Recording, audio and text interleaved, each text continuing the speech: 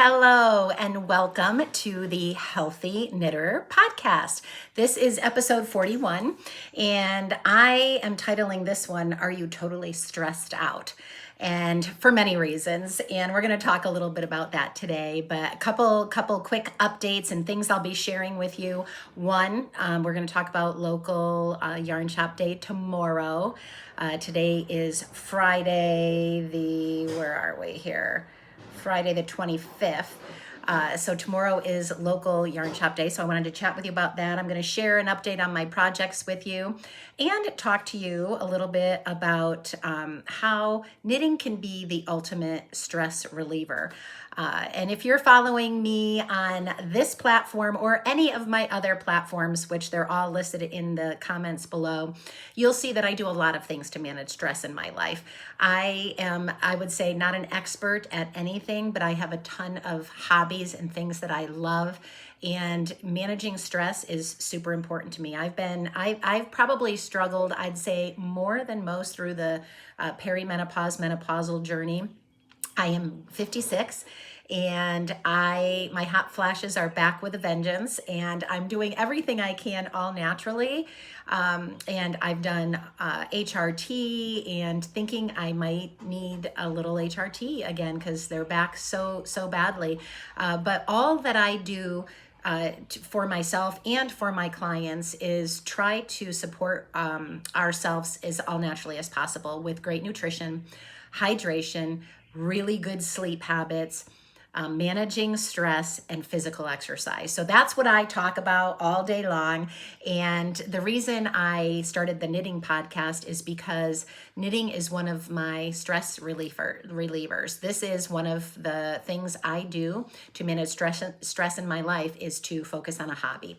This week we mulched our flower beds. That's another thing I love. I think I've got flowers back here. Where are they? There they are.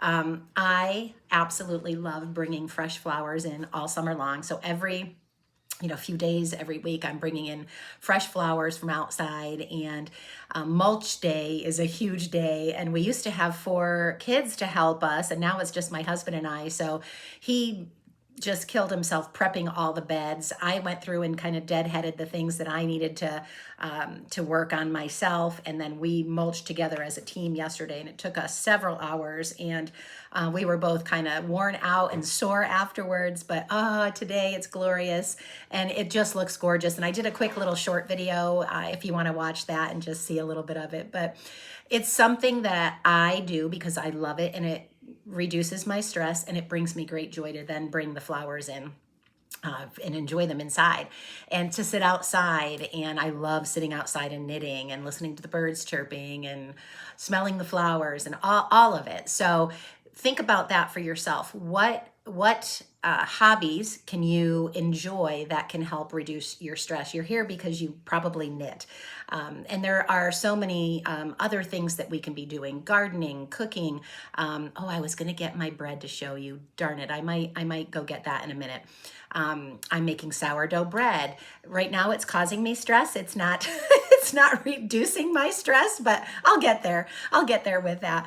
But anyway, think about that. Why you can find a hobby that can reduce stress for you is so important, is because stress comes at us at every angle. You watch the news, you want to be stressed out, watch the news. I don't watch the news. I stay on top of what's going on in the world, but it stresses me out to watch news. I don't do that. I only put in good stuff. I listen to books on Audible, podcasts. I am in the Bible every morning. I really try to put all the good things in that calm me and give me peace and manage my stress, because I know the havoc stress can have on our bodies physically and the damage stress can cause. So that is my goal for myself, my family, my goal for you. A couple other things. Knitting is also so great for creativity. And by using knitting or any of the fiber arts, truly any of these hobbies that you do, it helps you to think outside the box, and it helps with brain health. That's why I'm learning a second language, and I'm learning Italian. And although I'm spending a lot more time on knitting than I am on studying Italian, it's great for my brain health. It's great for creativity. So when I can work on different projects, knitting, and now I'm doing a little bit of sewing and even the sourdough, it's great for creativity. And it really, all of these things really help calm the nervous system down. And when you tackle new things, it's also really stimulating for brain health. So many benefits. The other thing that knitting can do is just bring people together. How many of you have met friends either in person at your local yarn shops or online that you have become friends with because you have that common interest of knitting, of crocheting, of gardening, whatever it is for you? It really is a great way to make wonderful friendships and have something in common and community with others. And that's another reason why I'm doing this. I want to grow the knitting community, and certainly I want to do that locally, but I want to do it globally. I love my knit-alongs. We have someone joining us from Canada, someone joining us from the UK. We have different states represented in the US, so it is just wonderful. And the other thing I love is that you can stay active while knitting. So I've talked to you guys about bringing my knitting on the exercise bike downstairs. I am in a big boot right now. I've had an injury, a tendon injury for 2 years, and I went to an orthopedic doctor last week, and now I'm in a boot till I get my MRI, and my MRI results 3 weeks later. So for 3 weeks, I'm going to be in this boot. But I can still do the exercise bike and the elliptical indoors. I can't run. I haven't run in 2 years. I can't ruck with the weighted backpack, and I can't even go outside and walk on the streets. So right now I'm very, very limited. And I was depressed for a hot second when he came into the office with a boot for me. But what I decided to try to change my mindset on is more time to knit on the bike. And some of you might be saying, well, how good of a workout are you getting if you're knitting while you work out? Some of my fitness friends challenge me on that. My bike is recumbent and I do hills. So I'm pedaling slow, but I'm doing hills. And that allows me to be able to knit. Now, if I'm doing speed training and going really fast, then no, it's not conducive to knitting. So what I typically will do is I get on the bike, I do my Italian, I will put a podcast on or a book on Audible, and then I'll start to knit while I'm climbing hills. And same with the elliptical. I don't go super fast where I'm at such a fast rate that I can't knit. It's more hills and inclines. And that's what works for me. So you do what works for you, but it's so great to bring those two things together. All right, so local yarn shop day is tomorrow. And I thought what I'd share with you today is I have 2 local yarn shops, but the one that I spend the most time with and frequent the most is the Pin Drop shop. And Jessica is the store owner, and she's delightful. I did an interview with her, although I did it on my camera. It wasn't the best interview. We will do another one. She's delightful, and she is so helpful. I call myself her high maintenance customer because I'm often asking for help with projects and what yarn to do, or sometimes I have yarn and I'll ask her to help me with a project for it, and she's just absolutely wonderful. And I bought this yarn from her that was hand dyed to match her colors. Just look at that. So I think in honor of this local yarn shop day tomorrow, I'm going to cast on socks with this beautiful hand-dyed yarn. And I'll link her shop below because I know she has a great online community and she sells online too if you're interested. But oh my gosh, it's just beautiful. She has a lot of hand-dyed yarns, and she has everything. She also has sewing materials, felting, you name it. She teaches classes there, crochet, sewing, knitting, all of it. But she is just wonderful, and I love to support her whenever possible.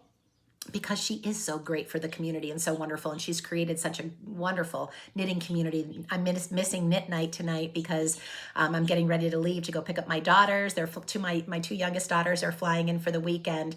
So I'll be with them tonight, hopefully on the patio, eating salads from our local pizza shop that one of my daughters used to work at.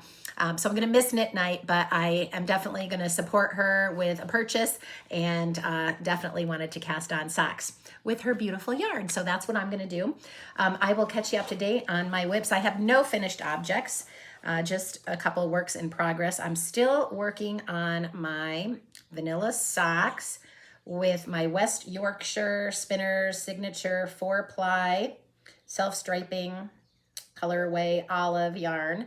And I got my heel flaps and gussets done. Now I'm just to the foot. So I should be able to bang these out by the end of the weekend. Both of them are at the same point. So I just have to finish the feet, and then these gorgeous socks will be done. And I love West Yorkshire spinners. I love self-striping yarn. They're just stunning. They're just absolutely stunning. And I think what I might do with these, I have fallen in love with Summer Lee from the Sock Project. She has a great podcast if you don't follow her. And I bought this book from her, and I have several. You can see dog-eared patterns that I want to try. So I think what I'm going to do is Jessica's yarn with a new pair of socks. And stay tuned. I hopefully will have something exciting to show you next week on that. And then, I'm just so thrilled. I already shared with you guys that I finally figured out this pattern for my friend Leslie that wanted to make it on her retreat.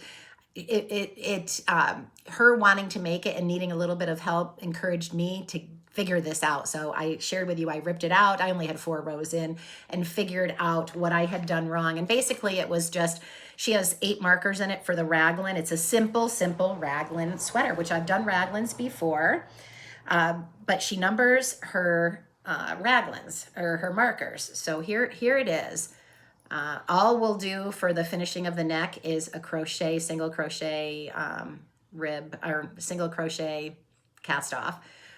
And then I've got my sleeves separated, and it's just adorable. And this project for this sweater only takes 3 skeins of this Isager yarn, soft, fine Isager yarn. So even though I had just made something with this color, I had already had this color casted on, but I'm going to do another one right away with this color. I think I'm going to give this mustard color one away, and I'm going to keep the blue one for myself, since I already made something for myself with the mustard color, but I'm excited about this. So this is going to be a project that will go quickly. Now I've got it all figured out. I have it. I just have to do the body now. So super easy to do.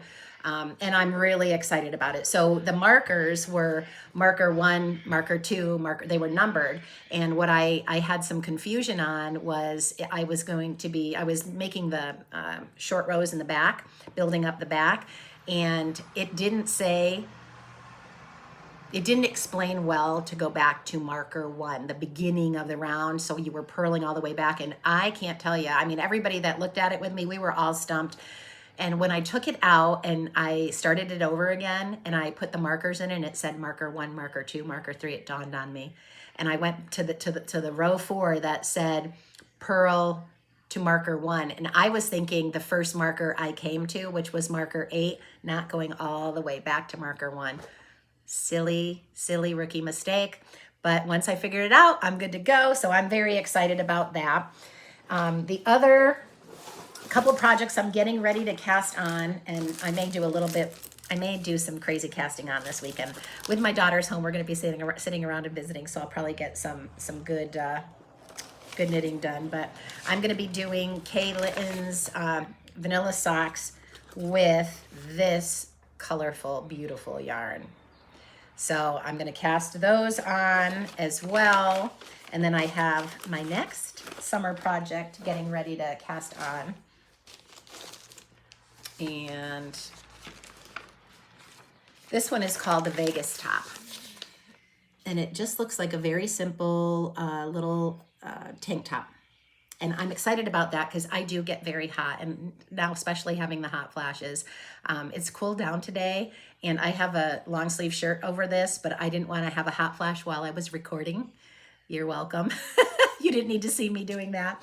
So I'm excited for cooler tops for this summer. So I'm getting ready to make that one with yarn I bought on a yarn crawl last year in this beautiful color. And this is, it's called Sirdar #1 double knitting yarn.